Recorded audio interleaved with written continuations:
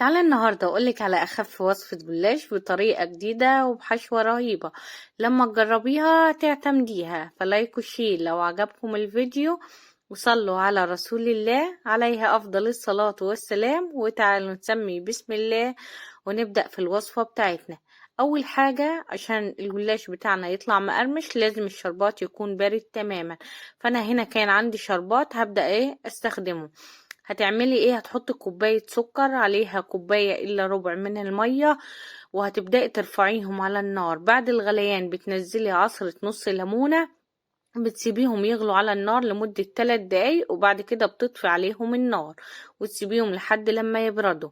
بالنسبة للحشوة أنا عندي هنا كوبايتين من اللبن، هنزل عليهم بمعلقتين كبار من بودرة الكاستر، وهننزل كمان عليهم بمعلقة كبيرة مليانة هرمي من النشا، وهنزل عليهم بمعلقتين كبار من السكر، وهننزل كمان بكيس من الفانيليا عشان يدي الحشوة بتاعتنا ريحة حلوة. بس كده هقلبهم على البارد، وبعد كده برفعهم على النار مع التقليب المستمر لحد لما يغلي وقوامهم يتقل معايا. بعد كده برفعهم من على النار زي ما انتوا شايفين كده. بصوا القوام بتاعهم. ببدأ انزل بقى عليهم بمعلقة كبيرة من الفول السوداني المجروش ومعلقة كبيرة من جوز الهند، وببدأ اقلبها مع حشوة الكاستر. بعد كده عندي هنا صينية ما فيهاش اي مادة دهنية ولا اي حاجة. احنا على طول بنبدأ ننزل بالخليط بتاع او حشوة الكاستر، وببدأ اوزعها كده، وببدأ طبعا اغطيها بكيس بلاستيك، وببدأ ادخلها التلاجة، وبسيب الحشوة لحد لما تبرد معانا تماما. يبقى لازم الشربات بتاعك يكون بارد والحشوة بتاعتك تكون باردة تماما، عشان احنا محتاجينها في الوصفة نقطعها مكعبات. بس كده دخلتها طبعا التلاجة، بردت معايا تماما واتمسكت. طلعتها على طول بدأت اقطعها زي ما انتوا شايفين بالطريقة دي. وصفة النهاردة سهلة جدا وسريعة وطعمها حلو قوي. بصوا الجمال. احلى حاجة فيها كمان ان القطعة متماسكة. قطعة الجلاش يعني اي حد يعرف يمسكها وياكلها عادي. بعد كده عندي هنا لفة من الجلاش. هبدأ اول حاجة اقطع لفة الجلاش دي لنصين، وبعد كده كل نص بقطعه برضو على 2. يعني بنقطع لفة الجلاش بتاعتنا على 4 مربعات بالطريقة دي. لو حابة كمان تصغري المربع عن كده عادي. شايفين الجمال؟ بدل ما انا قطعتها على 4 ممكن انت تقطعيها على 6.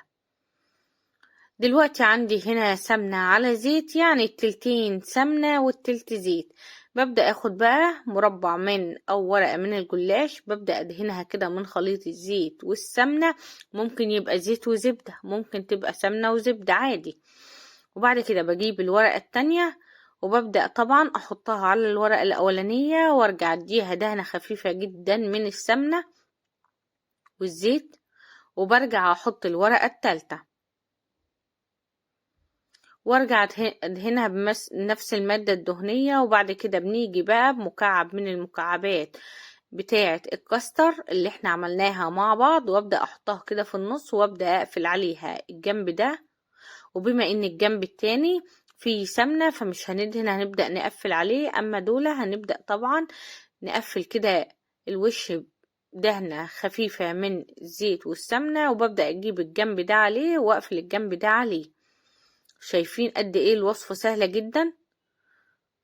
بس كده. طبعا عندي هنا صينية فيها دهنة خفيفة جدا من خليط الزيت والسمنة اللي احنا بنورق بيه. هبدأ ادهنها وابدأ ارص فيها الجلاش. برجع اكرر نفس الخطوات دي لحد لما بخلص لفة الجلاش اللي معايا بنفس الطريقة. شايفين الجمال؟ هنا كنت خلاص خلصت كمية الجلاش اللي معايا، فهبدأ طبعا ادهن الوش دهنة خفيفة من نفس الخليط بتاع الزيت والسمنة. والفرن عندي شغال على اعلى درجة حرارة، سخن جدا. كل اللي بعمله اني بدخل الصينية بتاعة الجلاش على الرف الوسطاني، شغال عليها بس من تحت على اعلى درجة حرارة، بسيبها لحد لما الجلاش ياخد اللون من تحت. ببدأ اشغل لها الشواية النار وسط من فوق لحد لما تاخد كمان اللون من فوق. ببدأ على طول اخرجها من الفرن بالجمال اللي انتوا شايفينه ده. شايفين التسوية من تحت؟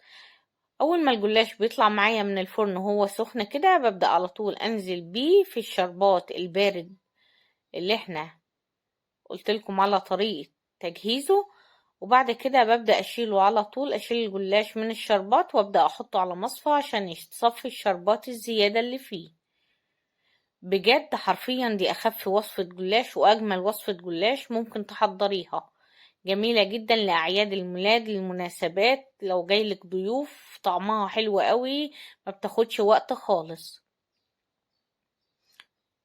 شايفين؟ اتمنى بجد تجربوا الوصفة بنفس طريقتي. والحشوة من جوه طعمها حلو قوي، سكرها مظبوط، والجلاش سكره مظبوط وخفيف جدا. فيا رب تكون وصفتي للنهاردة عجبتكم وتجربوها وتقولوا لي على رأيكم فيها. الوصفة بجد خيال. فلايك وشير لو عجبكم الفيديو. صلوا على رسول الله عليه أفضل الصلاة والسلام، واستنوني في وصفات جاية كتير بإذن الله، كلها وصفات سهلة وسريعة اقتصادية ومغذية، أوفر بكتير ما تشتريها من برا. أشوفكم على خير في وصفة جديدة بإذن الله.